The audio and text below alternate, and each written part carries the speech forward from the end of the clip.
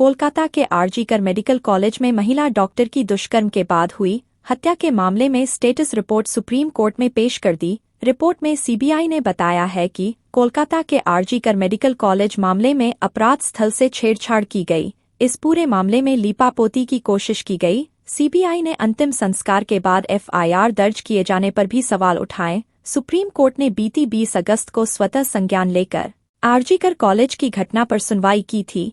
इसी सुनवाई के दौरान कोर्ट ने सीबीआई और बंगाल सरकार से घटना की जांच पर स्टेटस रिपोर्ट अदालत में जमा करने का निर्देश दिया था।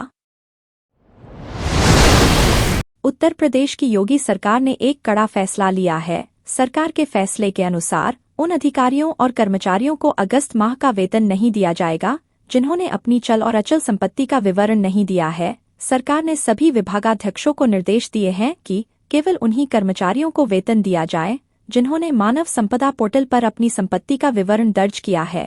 मुख्य सचिव मनोज कुमार सिंह ने 17 अगस्त को सभी प्रमुख सचिवों, अपर मुख्य सचिवों, महानिदेशकों, निदेशकों और विभागाध्यक्षों को पत्र जारी किया। इस पत्र में सरकारी आचरण नियमावली 1956 के नियम 2 और 4 का पालन करने का निर्देश दिया गया है।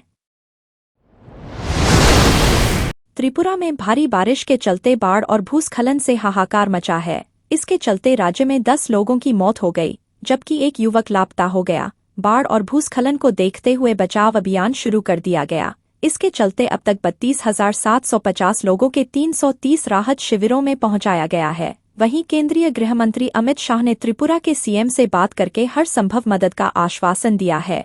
राज्य सरकार के मुताबिक रविवार से हो रही भारी बारिश के चलते राज्य की सभी बड़ी नदियों में जलस्तर खतरे के निशान को पार कर गया। इससे कई इलाकों में बाढ़ आ गई। करीब 1900 जगहों पर भूस्खलन के चलते सड़क मार्ग बाधित हो गया। राजधानी में आज और कल ऑटो टैक्सी चालकों ने हड़ताल का ऐलान किया है। इसमें 15 से अधिक ऑटो और टैक्सियों की यूनियन शामिल हैं।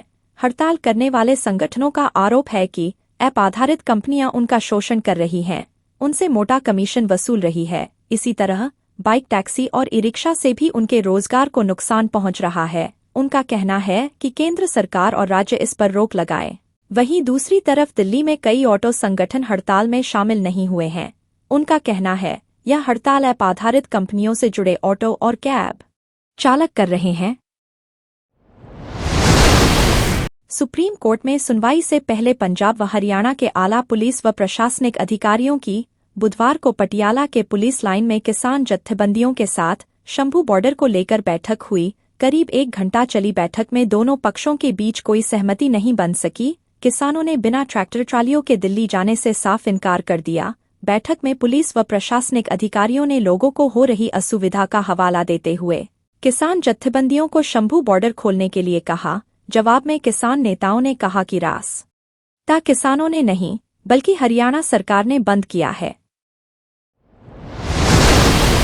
कांग्रेस अध्यक्ष मल्लिकार्जुन खड़गे और लोकसभा में विपक्ष के नेता राहुल गांधी प्रदेश में विधानसभा चुनाव से पहले बुधवार को जम्मू कश्मीर के 2 दिवसीय दौरे पर पहुंचे। गुरुवार को राहुल गांधी ने श्रीनगर में कार्यकर्ताओं को संबोधित किया। लोकसभा में नेता प्रतिपक्ष और कांग्रेस सांसद राहुल गांधी ने पार्टी कार्यकर्ताओं को संबोधित करते हुए कहा, जैसे ही हमें पता चला कि चुनाव होने वाले हैं तो मल्लिकार्जुन खड़गे और हम मिले और हमने तय किया कि हमें सबसे पहले जम्मू कश्मीर आना चाहिए। हम जम्मू और कश्मीर के लोगों और हिंदुस्तान के हर राज्य के लोगों को ये संदेश देना चाहते हैं कि हमारे लिए जम्मू और कश्मीर के लोगों का प्रतिनिधित्व व राज्य का दर्जा सबसे जरूरी चीज है।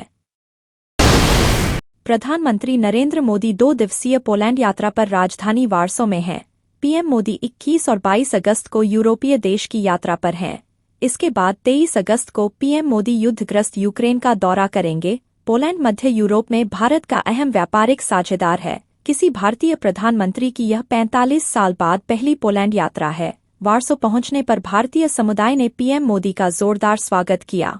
प्रधानमंत्री ने अपनी यूक्रेन यात्रा से पहले बुधवार को कहा कि भारत अशांत क्षेत्र में शांति का समर्थक है। उन्होंने दोहराया कि यह युद्ध का समय नहीं है और किसी भी संघर्ष का समाधान कूटनीति और बातचीत के जरिए किया जाना चाहिए। राकांपा एसपी प्रमुख शरद पवार ने महाराष्ट्र में 25 अगस्त को होने वाली एमपीएससी प्रारंभिक परीक्षा को स्थगित करने की मांग को लेकर पुणे में प्रदर्शन कर रहे उम्मीदवारों का पक्ष लिया। उन्होंने महाराष्ट्र सरकार को चेतावनी भी दी कि अगर उन्होंने अपना रुख स्पष्ट नहीं किया तो वे शरद पवार प्रदर्शन में शामिल हो जाएंगे। महाराष्ट्र लोक सेवा आयोग की तैयारी करने वाले कई उम्मीदवारों ने प्रारंभिक परीक्षा की तारीख बदलने की मांग को लेकर मंगलवार रात से ही प्रदर्शन कर रहे हैं। दरअसल एमपीएससी प्रारंभिक परीक्षा की तारीख बैंकिंग परीक्षा से टकरा रही है। राकांपा एसपी नेता रोहित पवार भी इस आंदोलन में शामिल हो गए और प्रदर्शन कर रहे उम्मीदवारों के साथ बैठे हैं। अयोध्या किशोरी से दुष्कर्म के आरोपी सपा नेता मोईद खान के कॉम्प्लेक्स पर गुरुवार को प्रशासन का बुलडोजर गरजा तो करोड़ों की लागत से बनी संपत्ति पल भर में ध्वस्त हो गई। प्राप्त जानकारी के अनुसार इस भवन का कुछ हिस्सा तालाब की भूमि पर निर्मित कराया गया था। राजस्व प्रशासन ने इसकी नापजोख करने के बाद गिराने की चेतावनी देकर किराएदारों को खाली करने की नोटिस करीब 10 दिन पूर्व ही दिया था। इसी भवन में संचालित पीएनबी बैंक न हटाए जाने से ध्वस्तीकरण की कार्रवाई टल रही थी। बुधवार को बैंक स्थानांतरित होने के बाद गुरुवार को टीम भवन को गिराने के लिए पहुंची थी।